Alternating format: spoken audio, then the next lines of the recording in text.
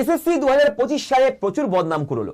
মিসম্যানেজমেন্টের জন্য অনেক ছেলে মেয়েদের কাছে প্রচুর ভোগান্তি হয়েছে, অনেক ছেলে মেয়েদের কাছে পরীক্ষা দিতে যাওয়াটাই একটা চ্যালেঞ্জ হয়ে দাঁড়িয়েছিল।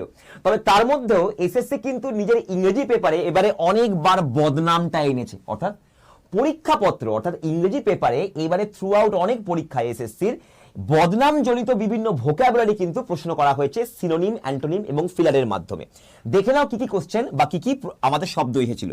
ডিফেম, ডিনাউন্সিয়েশন, ভিটুপিরেশন, ভিলিফিকেশন, অ্যাসপারশন, স্ল্যান্ডার, ডিসপ্যারেজমেন্ট, ফ্ল্যাক এবং অবলকুই। এই শব্দগুলো এবারে যেগুলোর মানে হচ্ছে কারোর বদনাম করা, এটা কিন্তু অনেকবার এবারে পরীক্ষাতে এসেছে। তো তোমার কথায় প্রশ্ন হচ্ছে এইখানে ফেজ এক্সামে এইরকমই অর্থাৎ বদনামের একটা ভোক্যাব ছিল, যেটা আমি এখানে লিখিনি, সেটা তৈরি হচ্ছে ও দিয়ে, এই অবলকুয়ের মতোই ও দিয়ে একটা শব্দ যেটা এবারে ফেজ এক্সামে এসেছিল, যার মানে হচ্ছে বদনাম করা, সেটা বলতে হবে তোমাকে কমেন্ট বক্সে।